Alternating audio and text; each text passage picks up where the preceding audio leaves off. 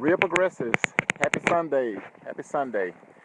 I want to stop by for a second and talk to you guys a little bit about what I'm still seeing lately, and probably what you guys out there are still going through. A lot of you out there have been blamed for a Donald Trump presidency. I know I've been blamed for a Donald Trump presidency numerous of times. Um, what's scary about this is they're still not getting it. They're still not understanding why they lost. They're still not understanding why they were defeated, why they were embarrassed, why they lost in a landslide to the most polarizing candidate to ever run for office. They didn't lose because of the FBI investigation. They didn't lose because uh, some right-wing conspiracy. They lost because they gaslighted their own base. They lost because they disrespected their own base. That's why they lost. They lost because they ignored the voters. So just maybe, just perhaps, rigging the primary just happened to be a very bad idea. Ignoring the American voters has consequences. And now you guys are paying it.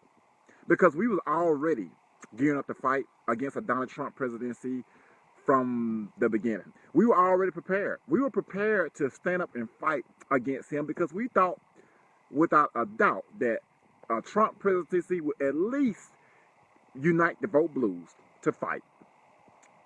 We were down for it. A lot of us slept like babies the night that Trump was elected. Like literally. We watched it go down to the wire, honestly, with a smirk on our face. And we was like, yep, it's going down to the wire. Now it's time to fight for some real change. So if you guys are concerned about what you claim that you fear most, stop complaining, stop whining, and get out there and fight. Stop looking for excuses of why you lost. Stop looking for excuses and just get out there and actually do the work that needs to be done. And the work that needs to be done is, first off, embracing economics, embracing what makes our world go round. Stop ignoring everyone. Stop shutting everyone out. Stop being a full cup, as Steve once put it, as Steve always put it. Stop being a full cup.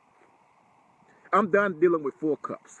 I'm done trying to shove knowledge down a full cup. You can't pour anything new into a real cup. It's just going to run over. And what I mean by just run over, just going to stress you out. It's just going to wear you down. So those that are trolls that aren't interested in real progress, just want to yap at the gums and talk a lot of BS, ignore those people. Ignore those people and move on. That's the only way we're going to get about real change. That is the only way to keep from getting worn down, because change is hard to begin with. It's hard to fight for a revolution to begin with. Don't waste your time being worn down by worthless vote blues. If they're not willing to engage in a real meaningful discussion, move on. If they're not willing to read the information that you put before them, move on. They're not qualified to discuss the issues with you if they're not willing to discuss, if they're not willing to read. They're not willing to read and learn the information, at least look at the information, move on. Move on from them.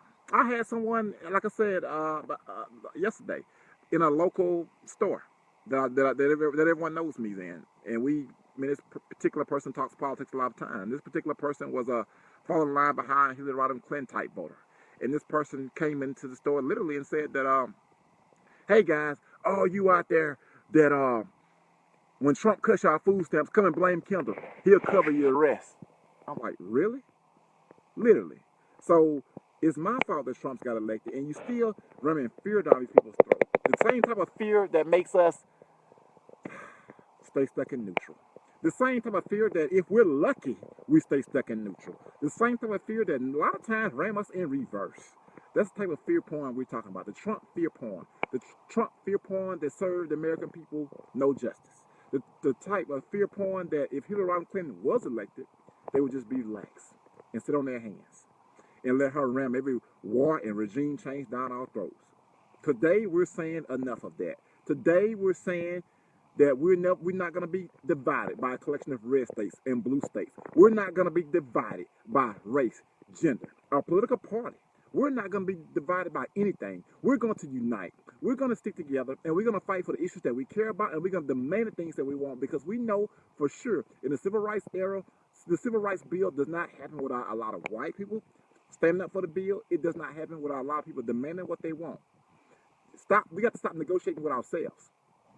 We can't fight for an issue and then say, before we even start negotiating, well, you know, we ain't really got to have that.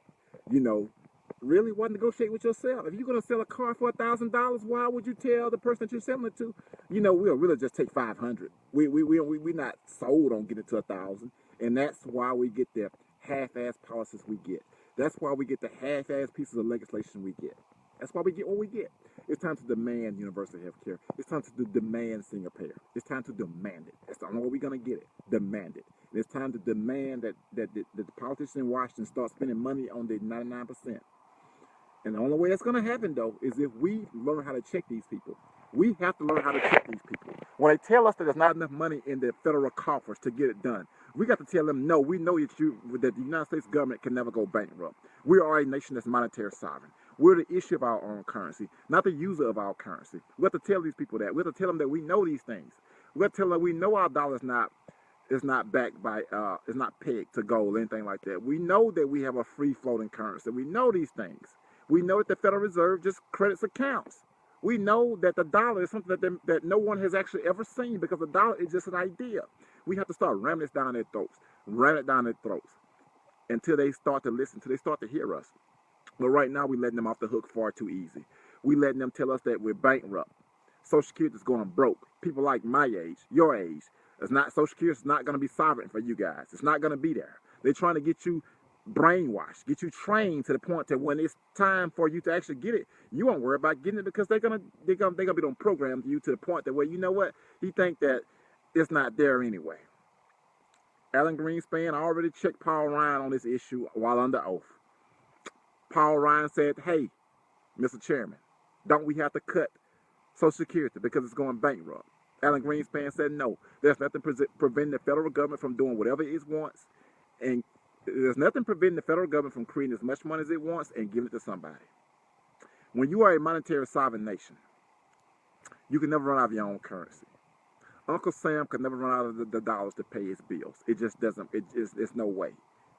When you're monetary sovereign, you can create as much money as you want, especially when you have a trade deficit of $500 billion annually. When you have a lot of private debt, which we do have, which all of us can attest to that. When we have, we don't have a booming economy. We can all attest to that. You can spend as much money as you want until you fill those gaps. But we're being cheated, folks. We're being cheated.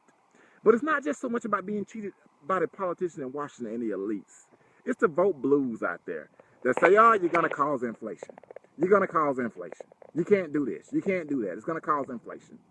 You put the information out there in front of them that rejects and debunks everything that they're saying. They don't even read it. Those are the people that we have to reach. The people, no, matter of fact, those are the people that you have to move on from. Those are the people that we have to try to make sure we smother out their voices. We have to be louder than them, because those that are trying to take us backwards, keep us in neutral, are at many times louder than we are. There are too many more people saying that printing money causes inflation than there are of us saying money growth doesn't cause inflation. They're drowning us out. It's time we drown out the swamp, as Trump would say. It's time we drown out the swamp. And speaking of Trump, oh my, if I don't know what this is he's got going on, but it's like what he has going on is like playing pickup game.